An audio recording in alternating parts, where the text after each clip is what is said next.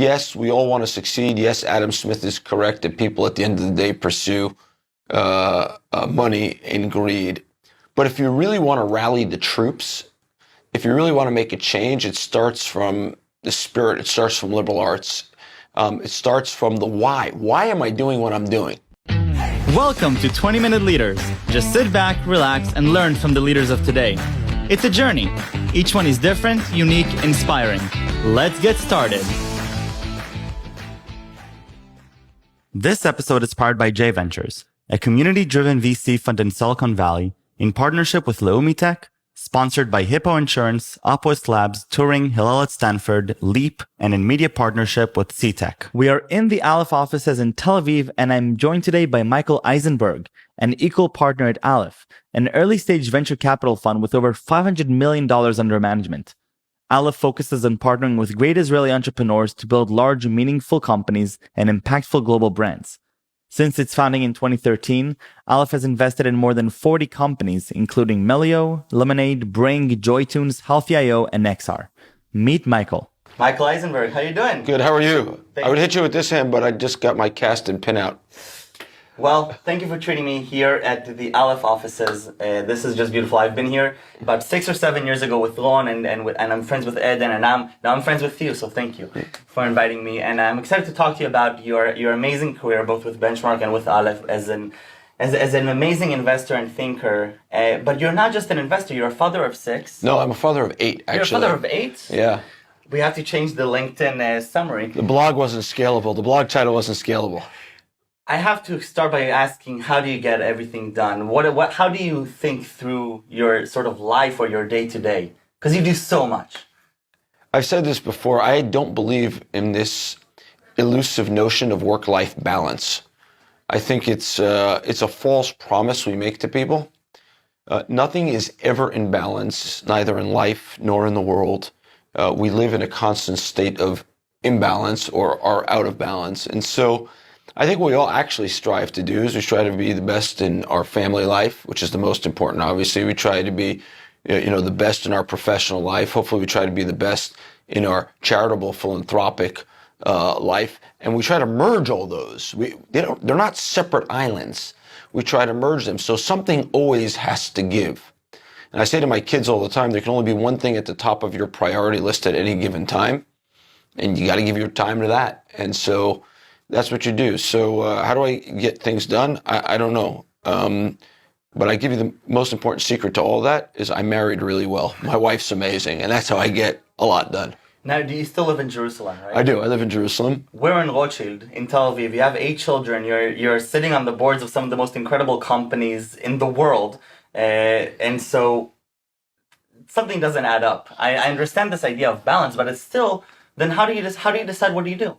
You're sitting here with me. How do you decide what is the priority? I have a schedule, and then it gets out of whack. So I get up very early in the morning. I'm a morning person. I'm a bit of an insomniac. Like, I have a hard time sleeping. I'm trying to get better at that. It's not going that well. Well, from the amount of energy that I'm seeing, I think you're fine. I get up early. I go to synagogue first thing in the morning, and then I sit down and I have a Bible, a Torah study time because I've been writing books. I just published my 5th book. Wow. And I'm working on the 6th now. And so that's my morning time. Get my kids out along with my wife, although they're all kind of old enough right now that they more or less get themselves out themselves. The younger 3 kids are living at home. The others have moved out for one reason or another. And then I come to work in Tel Aviv and, do meetings.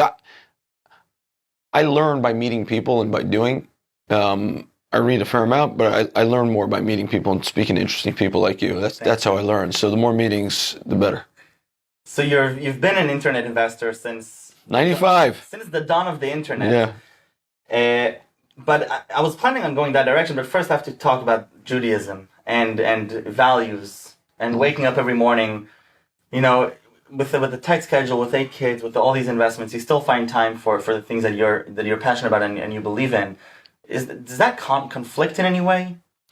I think the world of values, morals, ethics, and spirituality is really what drives the human soul at the end of the day.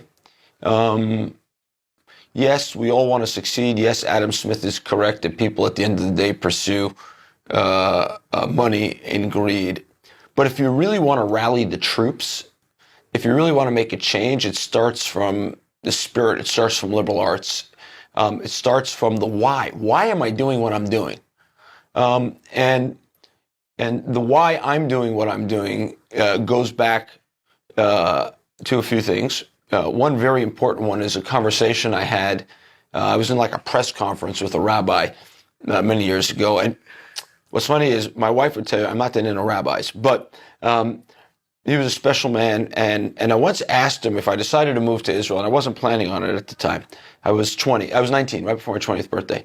And I moved to like an unpopulated place. Israel is about a third the number of people as it is now, the Negev, the Galilee. Or I moved to Jerusalem and Tel Aviv, a big city. Is that kind of the same reason or raison d'etre to move here? And he looked at me and says, it's all nonsense. That's nonsense.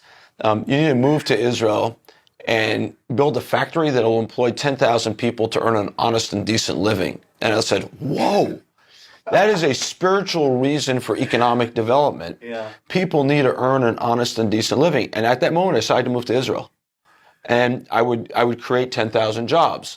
That's become, my life goal. And if we get to 10,000, we'll create 100,000 jobs so people can earn an honest and decent living. And that is a spiritual calling, in my view, and one that needs to be buttressed and undergirded with ethics, morals, and values and spirituality, because that's how bonds are formed. Right. Bonds are not, they're formed by working together. I write about this in my most recent book. When we work together, when we toil together, when we build something together, we form bonds. But we also need a values layer underneath it to be able to sustain and nourish those bonds. Wow. Well, I think just by looking at just 3 or 4 of the companies that are immediately jumping into my head, you've already created many more than 10,000 honest and decent jobs in the state of Israel and the world in general. I'll tell you a funny story. At the rabbi's 80th birthday party, I'd never talked about this until then. Never. And they asked me to come tell the story at his 80th birthday. It wasn't a party. It was like a big lecture. It's like 2,000 people in the audience, all his former students. And I get up there and I see he's got like this smile, this mischievous smile on his face. And I get up and I tell the story. And he looks at me and says, "Nu, how many jobs have you created?" And I said, "I don't think 10,000 yet." He says, "Well, get down from the stage and get back to work." Amazing. So amazing. Yeah. And so when going back 26 years, it's 1995. What do you think to yourself? Do you is this the vision where we are right now? Oh, I don't. The Talmud says that since the temple was destroyed, there is no prophecy, and anyone who tries to prophesy is a fool. So I don't think we knew, in 95, what this internet was going to become. The first investment I made in an internet company called Picture Vision was for photo sharing. It was a values thing. I had moved to Israel. My family was living in America. My wife's family was living in America. We had a young daughter. How are you going to share pictures? And I said, well, if I need this, more people need this, and the world's getting bigger. And so we can do this and help people connect to their families. And, we thought it'd turn into a decent business. It turned into a good exit before it got a chance to turn into a decent business, because that was the bubble. Right. The early internet conferences were like amazing. There was a guy named Dick Schaefer. He had a newsletter based out of New York. I can't remember the name of the newsletter right now, but he ran this conference. I'll never forget, in Burlingame. It was the first place I met Eric Schmidt when he was still at Sun Microsystems. He was pitching Java, and there were multiple standards, Amazing. Ethernet had one or whatever it was. There was ATM. There was all this. And everything was kind of mashed together. There was the networking equipment. We didn't know what to call the applications or websites. The Yahoo guys were there. A couple of years later, Bill Gurley, my partner later at Benchmark, and Mary Meeker put on something called the Internet Summit. Yeah, we knew everyone there. There was like, I don't know how many people, not that many people there, a couple of hundred people there. I think it was in Laguna Niguel. And you knew everybody because it was a small club, and now it's everything. It's the world. How did you find yourself in the club? I made this investment in this company, and we got an investment. I did the first round. It's a story in of itself, the angel round. And then Benchmark and Oak did the second one. A guy named Ed Glassmeyer at Oak, and first Valveda, and then Bob Cagle at Benchmark. And so I got to meet people because you walked around talking about pictures on the internet, and it was like a novelty. We got invited to conferences. Talking about the internet? Well, how does it Oh, start? how did I know that? So this is 1995. And you're saying that everybody knows everybody. How does Michael enter this brand new thing that just happens to explode later on? so I had the benefit of not knowing anything about anything. And so I get to Israel. I'm in the tech business because I was unemployed. That's a longer story than we have time for in a 20-minute thing. So I was unemployed. I couldn't get a job. I started something. That became like a merchant bank for tech. We had no money. We had some fees, Shlomo Kalish and I. And we backed Picture Vision. So everyone looked at this company, Picture Vision, in the early days of the internet and said, what's an internet in Israel? Because in 94, you kind of had the internet in the US, the end of 94, beginning of 95, but in Israel, it hadn't really gotten here yet. My advantage was that when I was in college, we were a beta site for this thing called desktop publishing. We used something called Aldous PageMaker, which I don't know if it exists anymore, to publish our college newspaper because we had no money. Self-respecting college newspapers like the Harvard Crimson wouldn't use this thing at the time. And so we got a grant, actually, to try this thing out. And we sent it over a 2400 baud modem and prayed that call waiting wouldn't happen because that dropped the line. And we'd send the paper from where we were on 186th and Amsterdam Avenue in Manhattan down to FIT on 17th Street. We used to press send, hook up the modem, press send, say a prayer that it wouldn't fall. Wow. Get up, pray the next morning in synagogue in Yeshiva University, and then take the subway downtown to 17th Street to go see that the paper had landed there. So I knew what this thing kind of was, even if it wasn't called the internet at the time. Wow. And that was an advantage here. Amazing. In 95. So you're with Benchmark, and then you're transition also to Aleph, and you're doing both. Yeah, that's later. I joined Benchmark in 05. Yeah. And so as you go through the years, Yeah. what's changed? So 3 things have changed. There's a lot of things that have changed, but one is I'm able to articulate today something I felt many years ago, which is I think in the 21st century, values generate value. We may not agree on what those values are. Different, maybe climate change, it may be financial inclusion, it may be creating jobs, but brands in the 21st century are being built around values. So values create value. And therefore, I think, my attachment to spirituality and to Judaism is an advantage in that I can articulate that as an economic value, an economic policy decision. I'm in the middle of a back and forth with an Israeli economist right now as to whether having children is good for the economy or bad for the economy right now. Israel's 3.1 births per family. It's very clear, in my view, that having children is good for the economy on 3 vectors. One is demographic growth increases demand. Number 2, young people drive innovation. That's very clear. And number 3, having children brings optimism. There you go. And optimism matters a lot for the economy and for a society.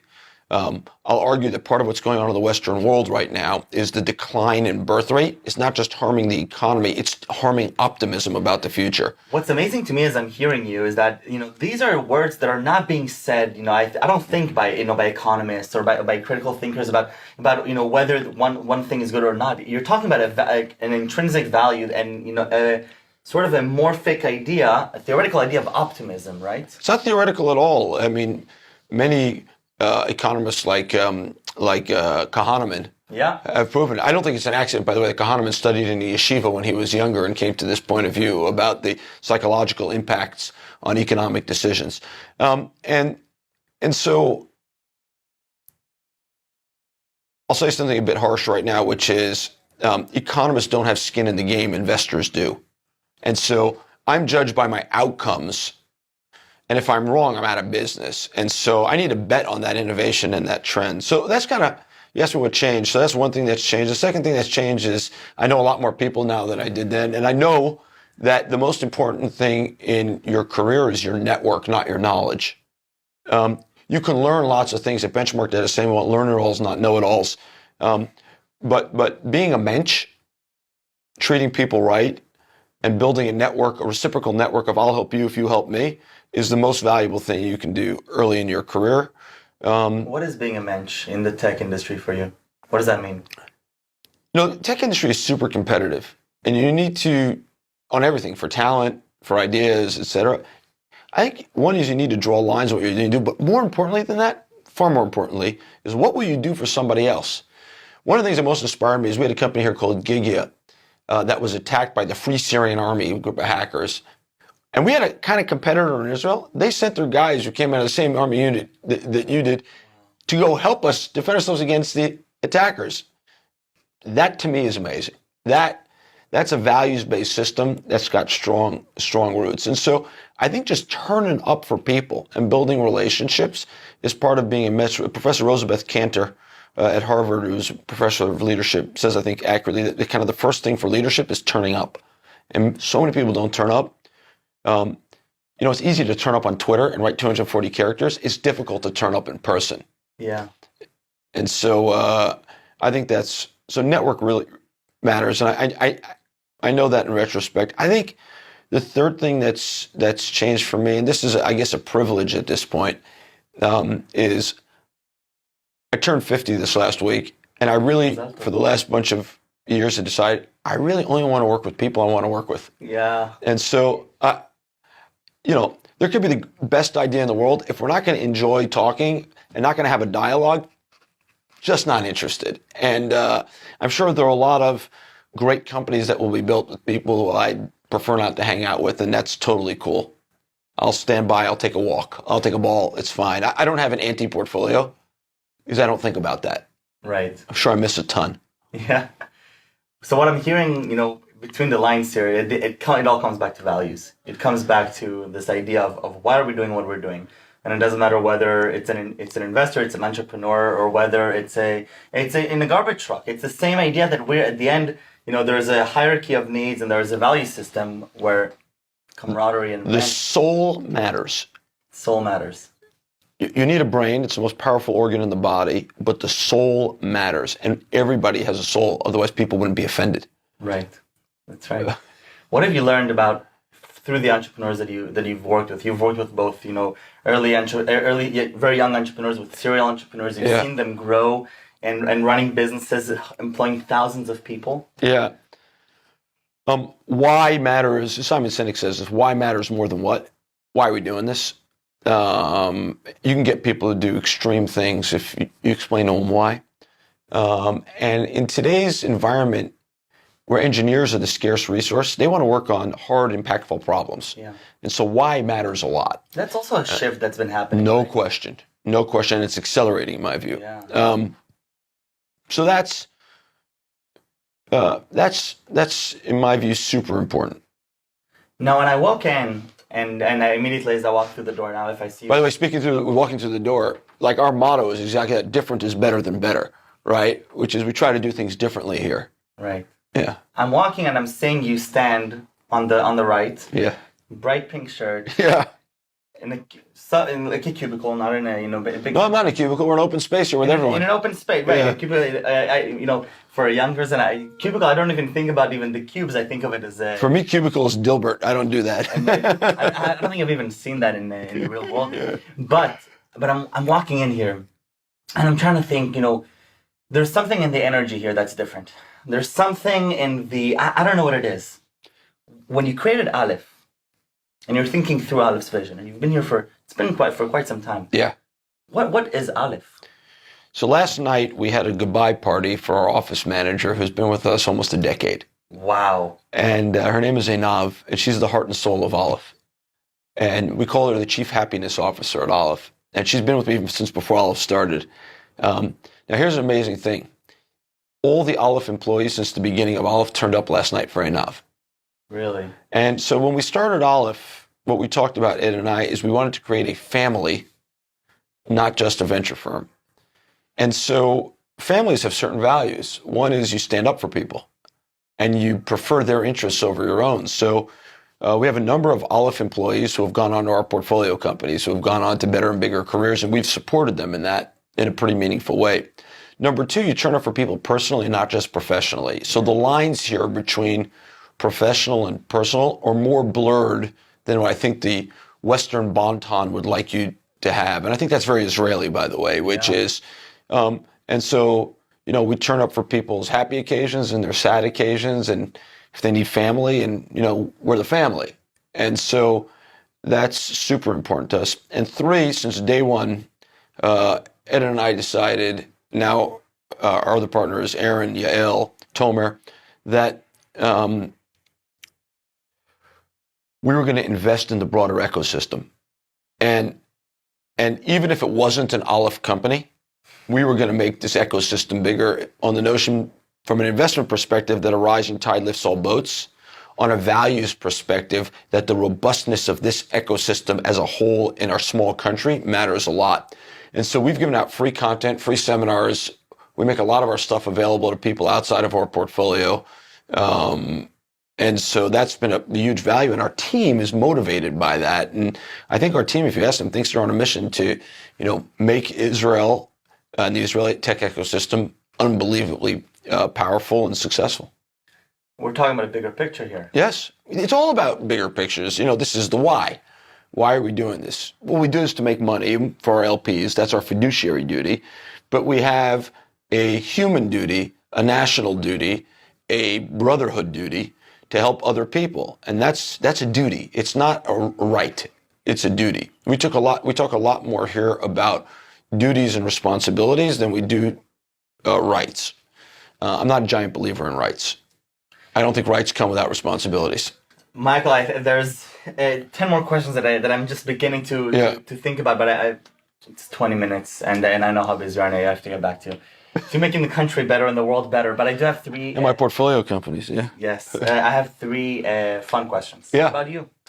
Favorite subject in middle school or high school? I wasn't in class that much, but it was probably English writing. English writing. What were you doing outside of class?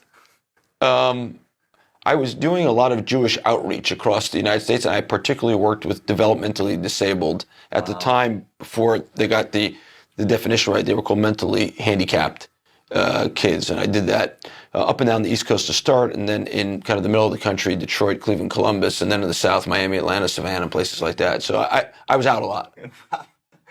Who would be somebody that inspires you? Some sort of role model for you? My wife. That's easy. That's easy. Yeah. And my parents and my grandfather, who we discussed before we started doing this, who I was super close with and was an officer in the U.S. Navy in World War II. It was just a man of extreme integrity and duty. Just unbelievable. Yeah. I'm still going back to the letter you showed. Yeah. And three From words. 1945. 1945. Things don't change, yeah. And 3 words you would use to describe yourself. If I were to ask Eden, or Ron, or Tomer, or Yael, I don't know what who's Michael? I don't know what to say. The one thing I would say, I feel deeply grateful to the people who have helped me along the way. Starting with my parents who decided to have me. That's actually, for maybe a broader conversation, it's a story that's come out around my 50th birthday. I've known it, but my parents told it finally. It was not a trivial decision. So super grateful. Second is ambitious, which is, I think, I just turned 50, as I mentioned. There's a lot more to do in this world that I'd like to do to make it a better place for our people and for the people of the world. Everyone deserves a shot. And number 3, optimistic. I'm always optimistic. I can see it in your eyes, honestly. It's pretty amazing. Michael, toda rabba. Thank you. היה תודה. מעולה, תודה.